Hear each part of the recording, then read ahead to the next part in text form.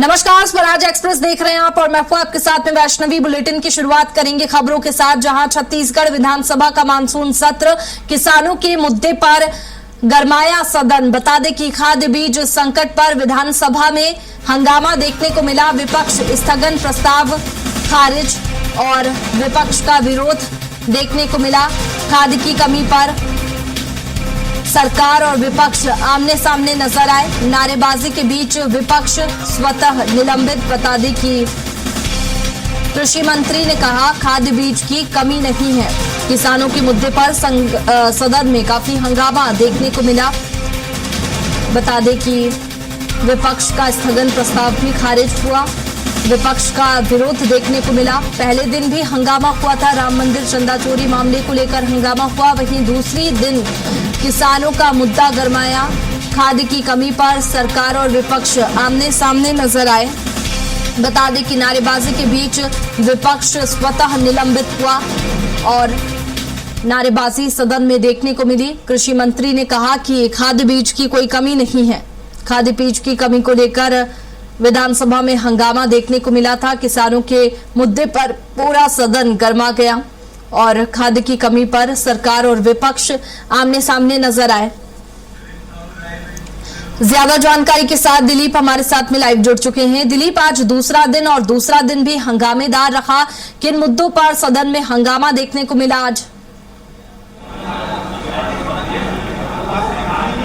जी बिल्कुल वैष्णवी, बता दें कि आज प्रश्नकाल में विभिन्न मुद्दों पर, चाहे जल जीवन मिशन का मामला हो या फिर औद्योगिक हादसे का मसला हो या फिर अलग अलग कार्यक्रमों में की जा रही खर्चों को लेकर हो, टेंट वेंट के खर्चे को लेकर मामला उठा। वहीं स्थगन प्रस्ताव मुख्य रूप से जो शून्यकाल है, प्रश्नकाल के बाद विपक्ष की ओर से लाया गया, जिसमें खाद बीज की अनुपलब्धता और जिस तरह से जो संकट की स्थितियां उत्पन्न हुई इसको लेकर विपक्ष ने स्थगन प्रस्ताव लाया था और कहा था कि विपक्ष की ओर से पूर्व मुख्यमंत्री भूपेश बघेल ने प्रस्ताव लाते हुए उन्होंने कहा कि किसान खाद के लिए भटक रहे हैं, किसानों को खाद नहीं मिल पा रहा है, सोसाइटियों में खाद की कमी है, वहीं व्यापारियों के यहाँ खाद उपलब्ध है, जिसकी वजह से कालाबाजारी बड़े पैमाने पर हो रहे हैं और जो किसान उत्पादन करना चाह रहे हैं, जो जिनको ज़्यादा जरूरत है, उन्हें नहीं मिल पा रही है। और इस तरह से इसके अलावा विपक्ष के अन्य विधायकों ने भी ये बात रखी। उमेश पटेल ने कहा कि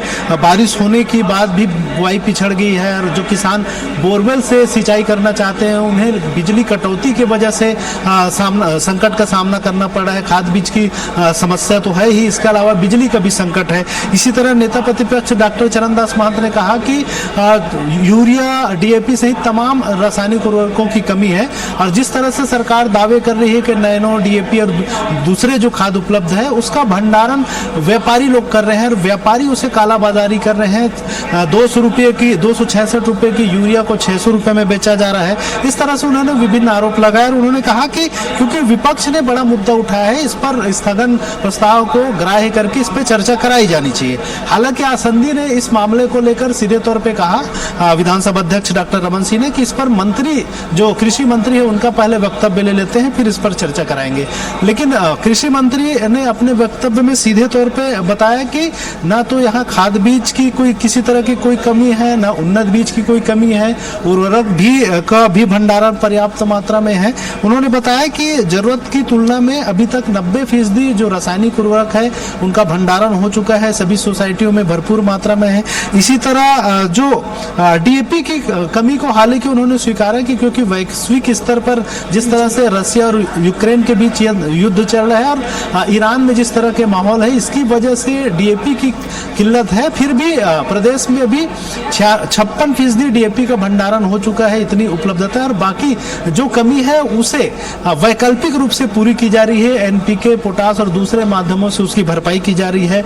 नए डीएपी भी उपलब्ध है जिसका किसान लाभ ले सकते हैं। इस तरह से उन्होंने कहा और उन्होंने ये भी कहा कि विपक्ष ने जो स्थगन प्रस्ताव लाया है इसका कोई औचित्य नहीं है। बिल्कुल, आज मानसून सत्र का दूसरा दिन था और ऐसे में दूसरे दिन भी फिलहाल हंगामा देखने को मिला है दिलीप, लेकिन छोटा सत्र है, देखने वाली बात होगी कि आगे विधानसभा में क्या कुछ होने वाला है।